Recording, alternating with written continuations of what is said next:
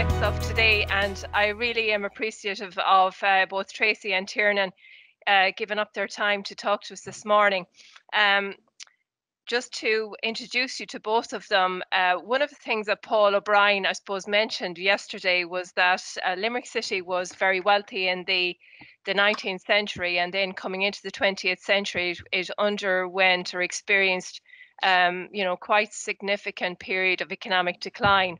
And I suppose if you look at Ireland, Limerick City is an area that is challenged in terms of exclusion, unemployment, etc. And Tracy and Tiernan are two of the, I suppose, leading principals of schools that are located in quite disadvantaged areas. I'm not going to talk to you about their areas because they will speak to you about it themselves. But they have a very long experience of working with disadvantaged communities and working with families and parents with very, very complex needs. So I asked them to talk about the DESH initiative that has been in Ireland since the early 2000s, and to just, I suppose, share some of their experiences of working with challenging communities. So over to you, Tracy and Tiernan. Thanks, Annie. And you're going to share the PowerPoint? Oh, have you not got? Oh, sorry. Okay, you can talk there while I get it. Okay. My name is Tracy Tobin, and I'm teaching in St. Michael's Infant School. I think my colleague Maria was speaking to you yesterday with regards to her ASD special class. So my school is situated in the inner city, so right in the middle of Limerick city centre, whereas Tiernan's school would be out in the suburbs. So my school is over 150 years old, and it was relocated to its current location back in the early 90s, when the school that it was in was sold by the Bishop of Limerick. And so the school had to relocate to a campus that has another primary school and a secondary school on site. So we've been there since. So we're kind of very unusual in that we're a school within a school. So I would have taken over I would have started in the school in September 2000. And at that time, there was only 12 pupils in the school. So there was the principal and myself. So we have grown considerably since September 2000. So this September, we have 16 teachers, 10 special needs assistants, a caretaker and a secretary. So we have a considerable staff in comparison to what we would have had in September 2000. And I suppose that's very much reflective on the growth in the inner city area itself. We would, we'd have an awful lot of newcomer families who have moved to Ireland in recent years and have located themselves in the inner city of Limerick, and they would rent apartments locally. So we would have a lot of newcomer families where English wouldn't be their first language. So it's really interesting group of children and parents. And I suppose we would have a lot of Irish families too, and they would all be considered disadvantaged. So in the sense that they would come from areas, they would rent in the local social areas, and they would also be, a lot of them would be unemployed or lone parents. So I suppose, Tiernan, if you want to talk about your school. Tracy, can you see the presentation? I can now, yeah. Tiernan, did you want to introduce yourself first before we start? Perfect. Good morning, everybody.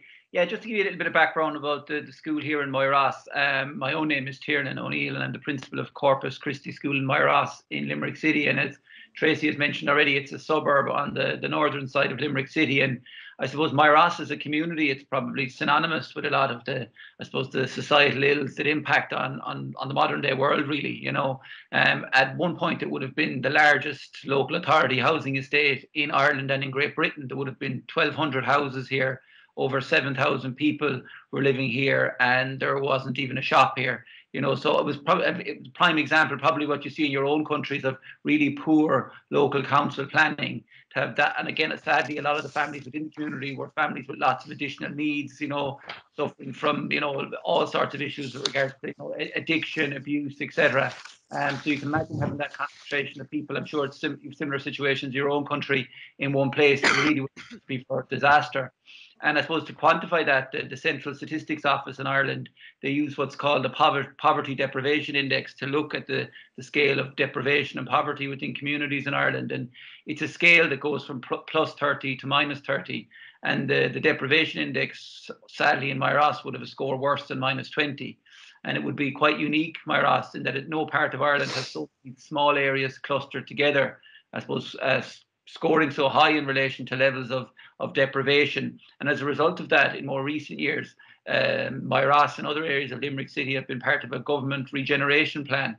But sadly, the regeneration plan has focused more so on the physical regeneration of the communities rather than on the social or the economic regeneration of the communities. And it's led to a huge amount of, and ironically, given we have a homeless crisis in this country, it's led to a huge amount of demolition of houses. So over 600 houses have been demolished in Moyross, and over 1,000 houses have been knocked, social houses have been knocked across the city.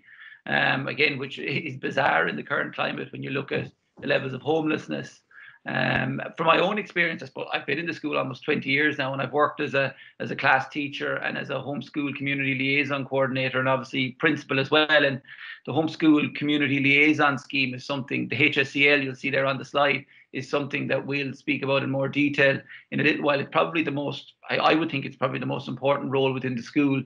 It's a teacher within the school who works almost as a quasi family support worker, social worker, working with families, connecting with families, supporting families. It's a hugely important role. And I suppose within the community here, sadly, over the years, I've seen a huge amount of murders, criminal feuding, a lot of intimidation as a result of drug issues. And obviously, as I've mentioned already, a lot of homelessness. And I suppose Tracy and myself will be very I suppose, passionate about the need for social justice, fair treatment for all in society. And, we speak a lot about equality. And I suppose for me personally, equality isn't about treating children the same. It's about giving children the same resources, or the necessary resources, so they can reach the same baseline, and start from the same baseline.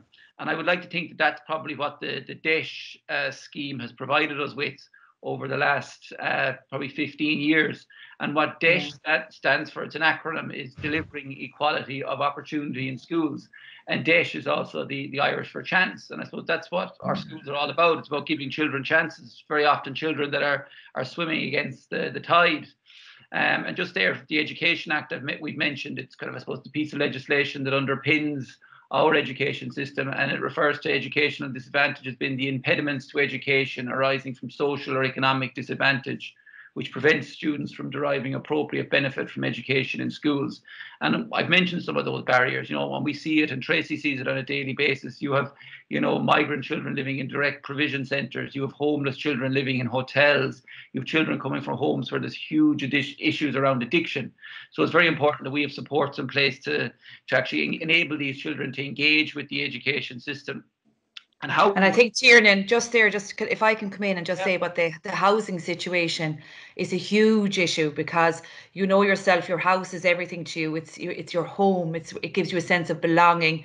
And, though a lot of our children wouldn't have that sense of belonging, they don't know where they're going to be sleeping tonight. They don't know where they're going to be sleeping tomorrow night, because they're going from hotel to hotel, because they don't have a place to call home. And I think, as Tiernan was saying, the demolition of houses in Moyross. And just to add, I taught myself in Moyross when I first came out of Mary Immaculate College.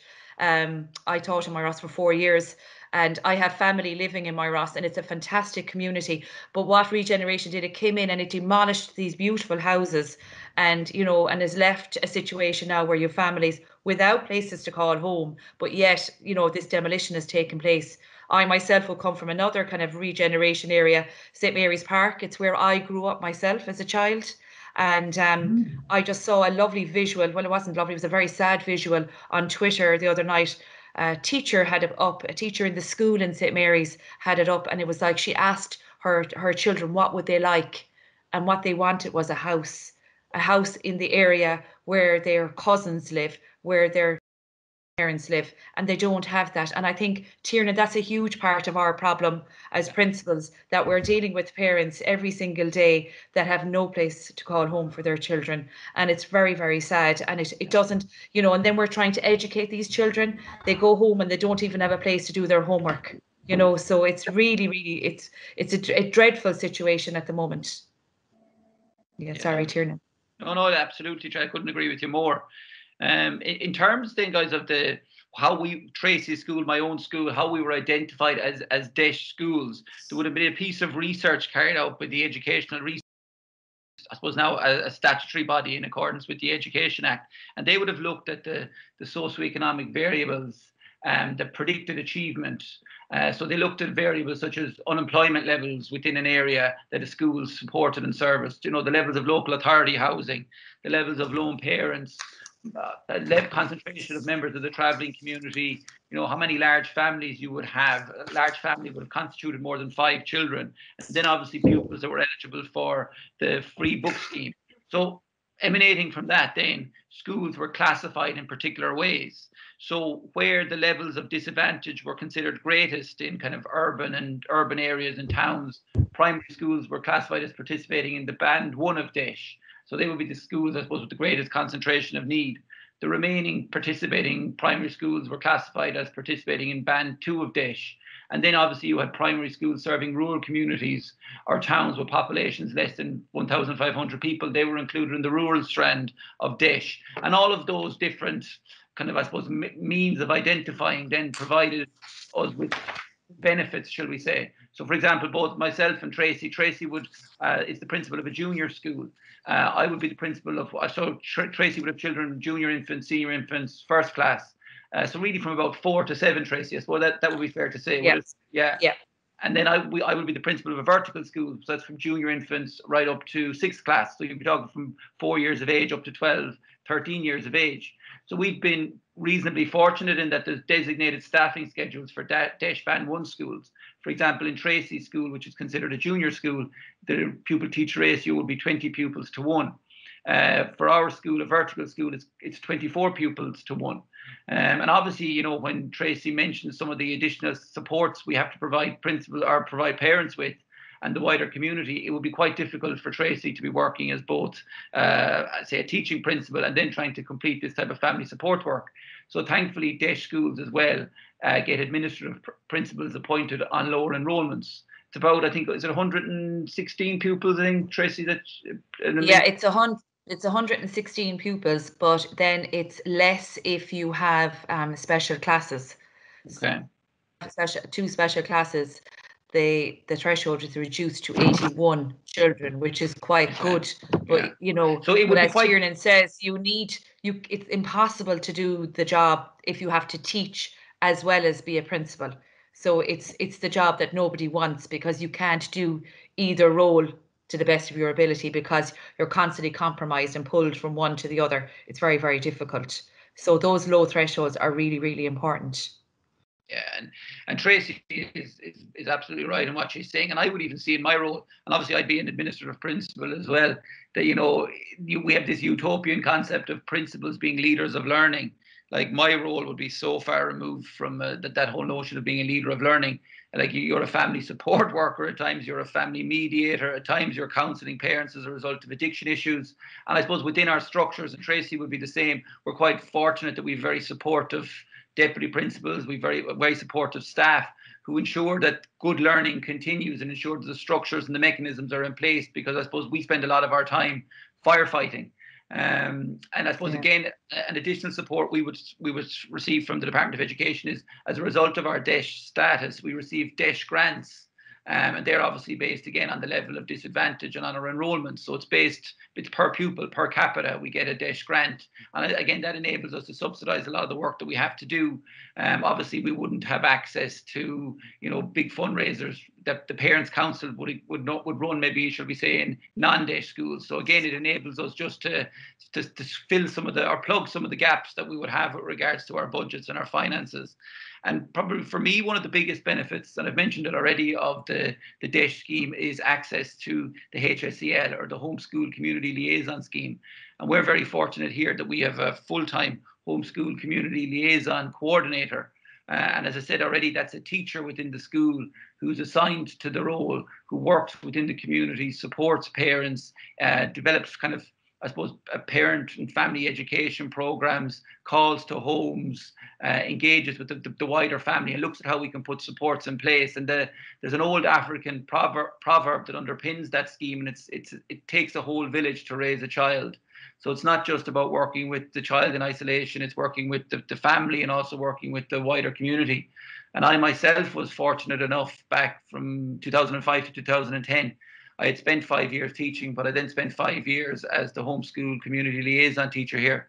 And that gives you a completely different perspective on life within these communities. You know, when you go beyond the hall door and you see what really goes on in these children's lives. And I remember when I started in the role, I suppose the community here was at quite a low ebb, and there would have been a lot of criminal feuding, a lot of murders. So you would have been calling to homes at the time where children would sleep in the hall landing with their parents because they couldn't sleep in their own rooms in case a stray bullet would come through their window. Or you'd be calling to homes where there would be no natural light coming into the houses because they would have steel shutters over the windows and the doors in case a petrol bomb was thrown at their house. And then we were expecting these children to come in and engage with an English curriculum or a maths curriculum. It just didn't make any sense. And it really opened my eyes to the importance of supporting the children both socially and emotionally, because if we didn't do that, there was no way that they could access the academic, shall we say, that they were due to do on a daily basis here. And that would be something, I suppose, both myself and Tracy would be very, I suppose, keen to emphasize, and I suppose very passionate about, again, is the importance of the holistic approach, that it's not just about focusing on, you know, the academia. You have to support the children socially and emotionally. And to be fair to the DEIS scheme, it has certainly enabled us to, I suppose, look at the holistic development of the child. And we've been fortunate with some of the support we have received. An example of that, obviously, is the Homeschool Community Liaison Scheme, that we can move forward and support the families and the children in a more holistic way. And I think, you know, Tiernan there, because, you know, coming in there, the home HSCL scheme is absolutely fantastic. And I think since COVID arose and we've come back to schools, we really miss that connection, because it isn't now safe, because we are currently in level 5 here. It isn't currently safe to visit the amount of houses that we would normally have, you know, that the HSCL would have visited, especially in the first term, and the new junior infants, you know, would have been targeted in the first term, but it has become very difficult now to be able to do that in a safe way. And I don't know about you, Tiernan, but in our school, you know, we see that fallout, and we can see how much we're missing that, you know, the fact that the HSCL can't actually go and knock at the door at the moment, because it isn't safe. And I don't know, Tiernan, do you want to say anything about that? It is, you know, it just shows the importance of it. Yeah, Tracy, again, is spot on what she's saying. And I suppose over the last 15 years, since the inception of the DEIS scheme, you know, schools have spent a huge amount of time building supports and building structures for parents. For example, virtually on a daily basis here and in Tracy School, you would have parent mornings. You would have parents coming in, engaging in numeracy programs and literacy programs with their children. You would have adult education programs going on in the school. And I suppose, again, it broke down a lot of the barriers and the preconceptions and misconceptions, I suppose, that parents had about modern day education. Sadly, a lot of them would have had very poor and negative experiences of school life. A lot of them would have left school very young. They could have been 11, 12 years of age. So again, it's important for them to see how education has changed, how it's moved on, and how we want them to be equal partners in this process. Because for us, ultimately, it's about working with the parents, because if we're serious about breaking this cycle of disadvantage and underachievement, we have to work with the parents. But as Tracy has alluded to, COVID has hugely restricted the access we have to parents. And unfortunately, in the current climate, parents can't come in and they can't engage in the programs. So both myself and Tracy have huge concerns about, I suppose, the long-term impact of that on the progress. Yes, I think it has set us back a few years, to be honest, because we had made such fantastic progress with parents. And I think for me, and Tiernan would be very like me, our priority would always be the parents, because as you say, you target the parents, you get the parents on side, you get the parents to realise the importance of education. And really, once you have them on board, you're almost guaranteed that that child will be successful at school. And I think that is really, really, really important, because that's all we want. We want to make sure that the little child that comes in our door, age 4, is going to be successful and that they would reach their full potential. And I think that's what DESH is all about. And that's why I totally, absolutely believe in DESH. I think it is the most important initiative that has been rolled out in education in recent times. For me, coming from a DESH background myself, I can see how much it has done for education. Personally myself, it is just amazing. Myself, I have 4 children of my own. I sent all of my children to my own school, so they all came to my school where I'm principal, because I really do believe in a DESH being a really good school and giving the children a very good education. And I would have 3 teenagers now that are in post-primary, and they're going to the post-primary school that I went to myself, and that is a DESH Band 1 post-primary school too. And they're going there because I believe in it, and I think it's really, really important. And it's great, I think, for there to be a mix of backgrounds in DESH schools, because that really is important for the other children, for my own children, for all of the children, that they're not just in a middle class school, but that they're in a mixed school. And I think that's kind of where we're falling behind in Ireland. We could really do more to ensure that we would have that mix in all of our schools, because it isn't happening at the moment, but it is something that I think that we could work on in Ireland. Going on with the benefits for DESH schools, the school meals programme is a fantastic programme.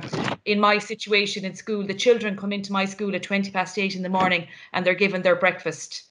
And it's, the uptake is fantastic. They're in school on time, and we've really seen the benefit of this. It's a new thing that we tried this year because of COVID, because of being on the same campus as other schools. We need to stagger arrival times, so we decided to start earlier again, get them in and give them their breakfast, and it is working. They are all coming into school for their breakfast, and they're enjoying that time, that social time in their classrooms in the morning, having their breakfast. And we know then as a staff, that they've had that real substantial meal to start the day, and that means a lot too for children when they're starting out, on a full day's education at school. Another initiative in our schools would be the school completion programme. That's another fantastic programme. It kind of runs side by side with the homeschool community liaison scheme. And what the school completion programme does is it would have a coordinator and a number of project workers underneath the coordinator, and they will provide supports to those children, the most targeted children that would be at risk of early school leaving. So that programme would work, the coordinator would work with a number of schools, and they would target those children, even the minute they walk in the door at 4, the ones that we kind of feel that may be at risk of early school leaving. We put in every single support we can. It can be an in-school support, it can be an out-of-school support, it can be a homework club, it can be a holiday support.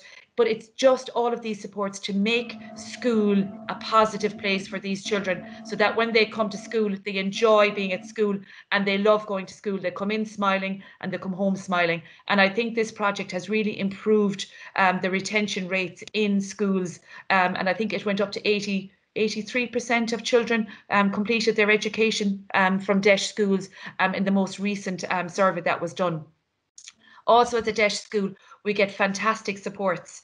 We get lots of training in literacy and numeracy.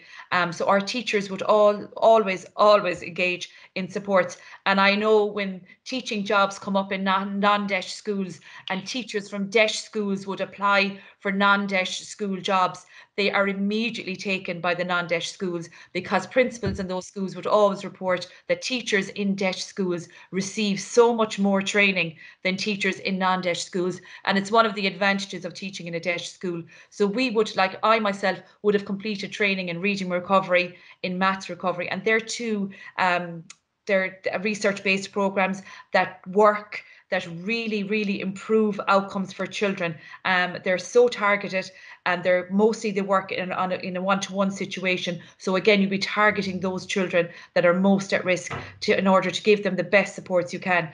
So as a teacher in a DESH school, we definitely have the advantage of getting the best training that's out there.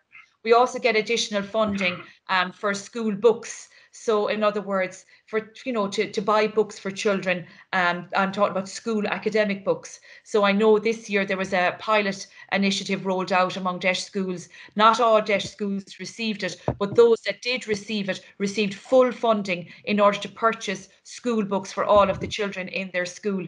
And I think that's fantastic, because you were guaranteed that every child comes into school day one with all of their school books. Because I don't know about you, Tiernan, but it is a problem every single year. You always have a number of children that don't have their school books coming to school.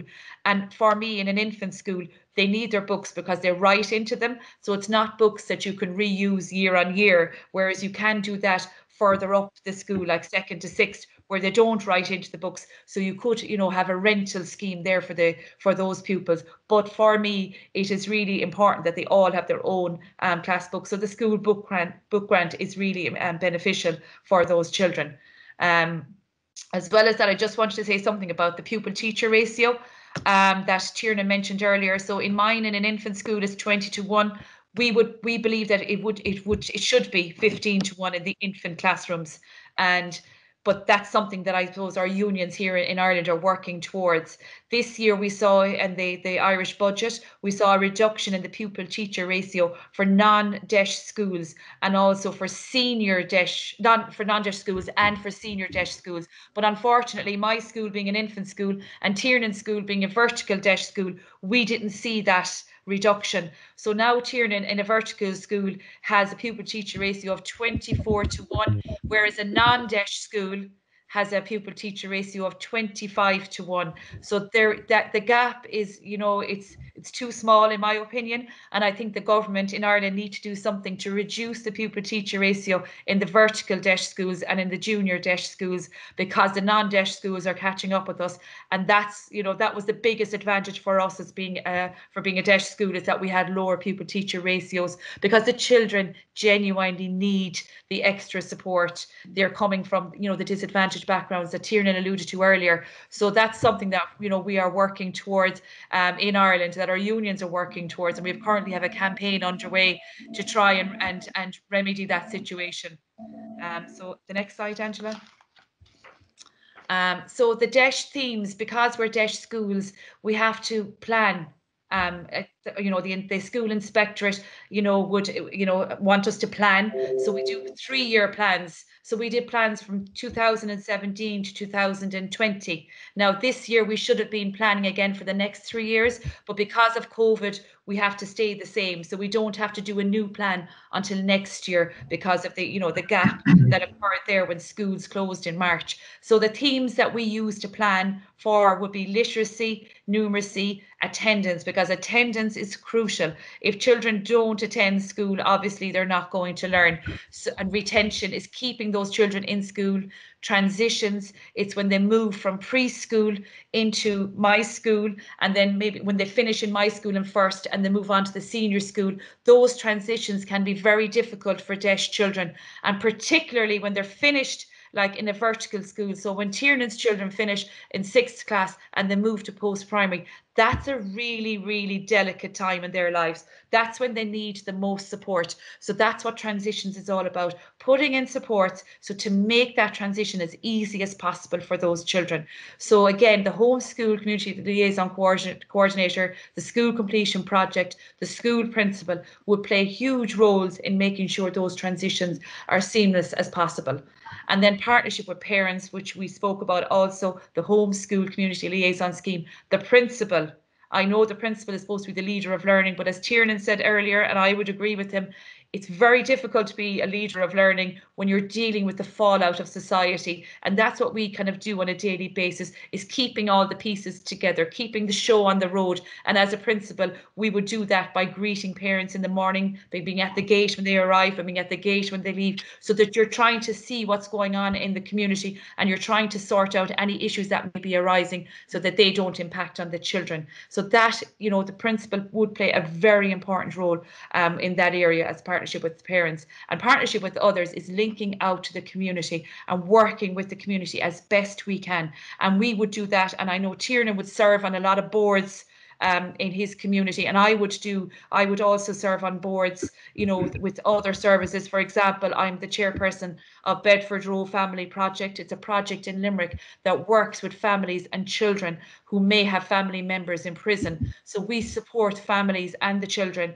as they, you know, try to overcome having a parent or a family member in prison. So we're looked on as being really important people in the community, and we're asked quite a lot to be representative on boards in the community. So that would be a big part of our job too.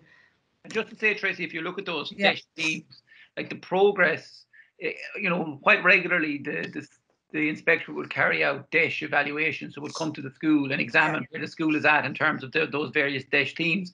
And like I think back to, and Tracy can do the same, when you think back to the origins of DESH and where DESH schools were actually at, like we were at a really, really low base. Like I think back to 2005, like the community here was imploding, but the school was as well in terms of literacy levels, numeracy levels, attendance, behaviour. So, you know, when you look at the strides that have been made over the last 15 years, it's testament to the scheme. And as Tracy has said, like I would be similar to Tracy in that I would firmly believe in what underpins it. And you look at the progress that has been made, it's absolutely phenomenal. And again, I suppose it's credit to the homeschool liaison scheme, the school's completion schemes, all the various little bits and pieces that come together and create this landscape that enable us to, you know, ensure that children can maximise the educational opportunities that are there for them. Yes, definitely. So I suppose there is, as Tiernan was talking about DESH evaluations, so, you know, every now and again you would have an evaluation in your school where the inspector would come in and would examine you under those themes that we just showed you.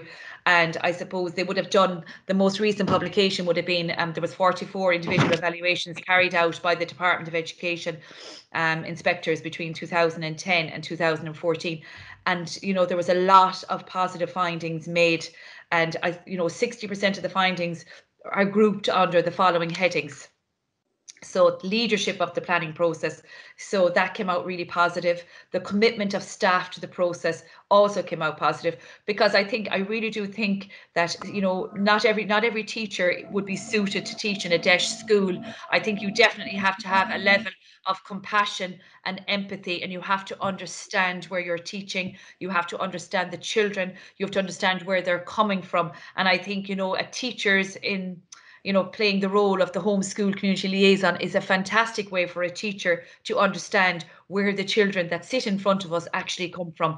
And, you know, myself, as coming from a DESH background, I know at first hand where all of the children come from. Tiernan too was homeschool, going into houses back then. It's the only way, you know, that you really get DESH and you really understand it. And it's crucial to the success for those children that the teachers standing in front of them actually get DESH and understand it and empathize with those children. You know, if a child comes into school with no school uniform, I don't care, as long as the child is sitting in front of me and is happy. And I don't care about a school uniform. It is important, but it's not the most important thing. Do you know what I mean? It's, you know, and I don't know, Tiernan, do you agree with me there?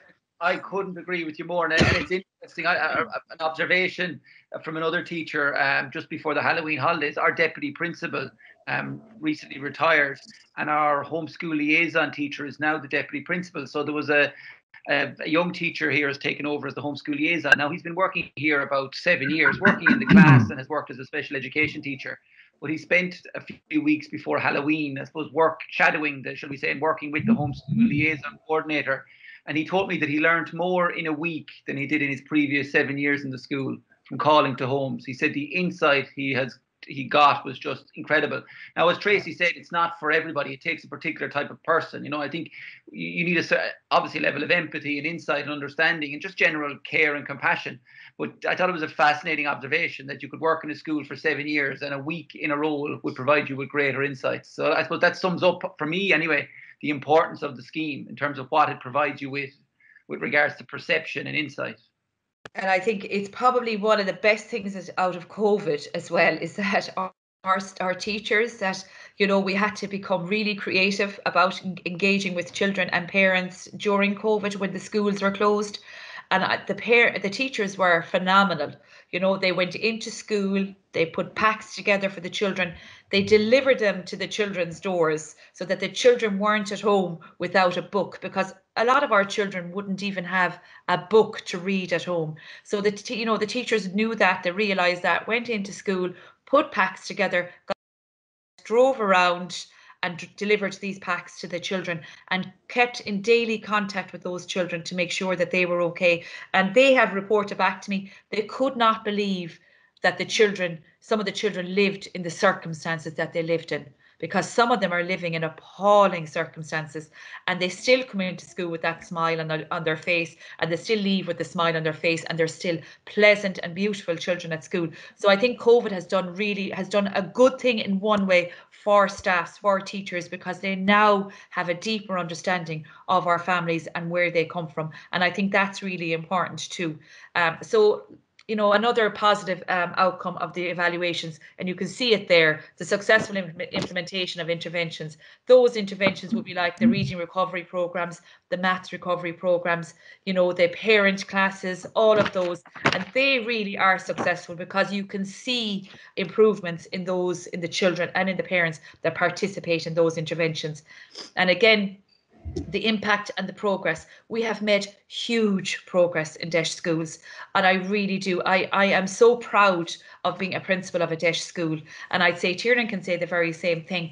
We're in a very unique situation in that we can really make an impact on the children that come in the door of our schools, because we genuinely believe in each and every one of those children and their parents, and we believe that once they get the appropriate interventions and supports, that they will be just as successful, or if not more successful, than a child in a non-Desh school. And I really do think, and I'm very proud of that. And I cannot see myself being in a non-Desh school ever, because I attended Desh schools, I worked in Desh schools, I'm a principal of Desh school. I've always linked with Desh schools, because I totally believe in them. And I know Tiernan is very similar to me, and I know he believes the very same, even though I'm not speaking on his behalf. I couldn't but agree. I'm so happy to be where I am.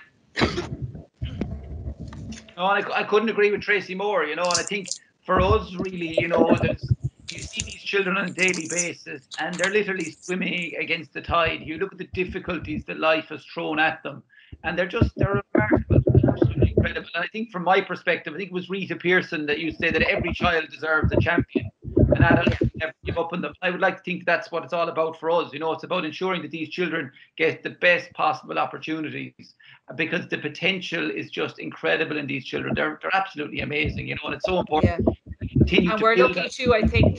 We're lucky too, Tiernan, that the parents can come to us and they can tell us things before it actually gets out of control and it gets too serious. And an example would be, and Tiernan would have numerous examples. An example for me would have been the week before the schools closed due to COVID. I had a parent come in to me to talk to me with her own mother, and she told me that she was going away at that weekend because she needed to go and go to rehabilitation, suffered from an addiction. And she was able to come into my office and tell me that she was going away to get help, and she wouldn't be back until July, and that her mother was going to be looking after the children. And she was able to give me the numbers of her mother and the contacts and all of that. I don't think that could happen in a non-Desh school as easy as it happened in the Desh school. And that parent, in fairness to her, she went away, 3 small children, believed her children could visit her every single week where she was. But then COVID set in, and the children couldn't visit her because we were in lockdown. So she stuck it out. She stayed there until the end of July, and she's now, fantastic. She's after getting herself a job. The children are really happy. She's in a fantastic place.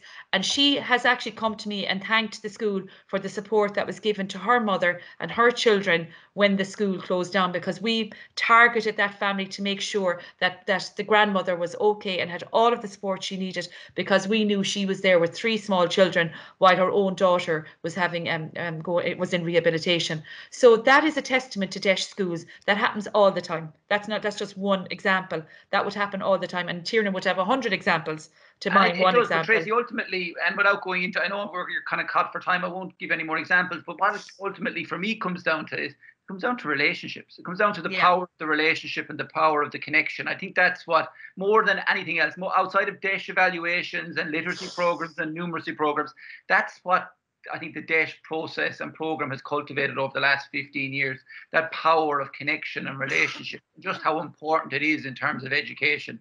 I can't emphasize that enough. Yeah, I agree. So, thank you unless very you have much. any questions, thank you very much. Okay, thanks, Tracy and Tiernan. Just one thing, would you mind just talking? You've given a very good overview of DEIS, but one of the, I suppose, the reason why I asked both of you to present to the group is because you're also very connected to, and you did mention it about on boards, etc., but you're also very involved in research, and particularly with Mary I, you've a long involvement in projects. So we work, or our students go, our undergraduate students do lots of school placements in the school, and just how important that is. I mean, because I suppose one of the things that I would say about the DEIS initiative in Limerick is that it really had the ability to link up teacher education with the schools, and it has just it has transformed our education as well. And Maria Dervan talked a little bit about that yesterday, and I meant to say to the audience that Maria is a teacher in Tracie's school. I suppose, I know there's a DEIS elective in Mary Immaculate College where in fourth year, is it, Angela, they do the electives? Third and fourth year, yeah. Third and fourth year.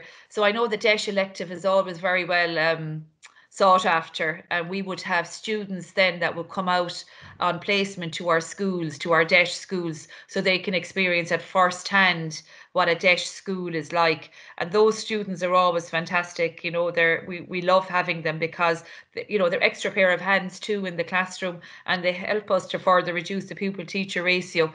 And Tiernan and I will be invited as guest speakers to Mary Immaculate College on regular occasions to speak to those students as well in their electives. And I know they always genuinely like to get the word from what's happening on the ground. The students like to hear what it is like in a school, and I think they appreciate having that input from principals that working on the ground. And we're also involved in a network. It's called the Oscailt network, and it was started back about 10 years ago. Tiernan, was it? About 10 years ago now, Tracy. Yeah. We got some funding from the dormant funds account, so bank accounts where there was dormant funds. We managed to get funding from them, and what the funding was used for was to open up the DEIS schools, primary and post-primary. So that's why it's called Oscailt, Open Doors.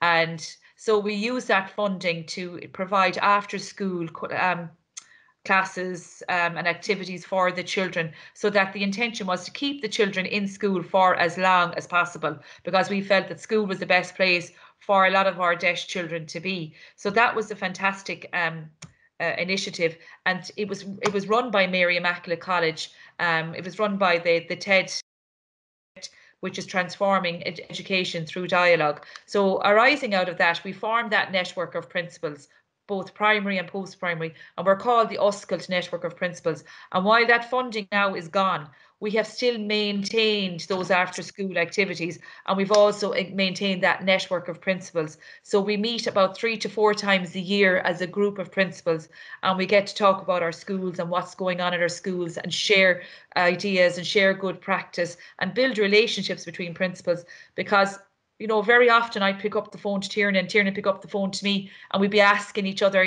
this happened in my school, what would you do? And it's great to have that support network there. And, and that is really down to Mary Immaculate College, because they're the ones that started this up and got us to work together as a group. Whereas before that, schools, you go in your school door, you close the door, you're on your own. That doesn't happen anymore now. It's very much open, and we very much work together. Yeah, I suppose a tangible example of that as well, Tracy, was the DEIS literacy initiative.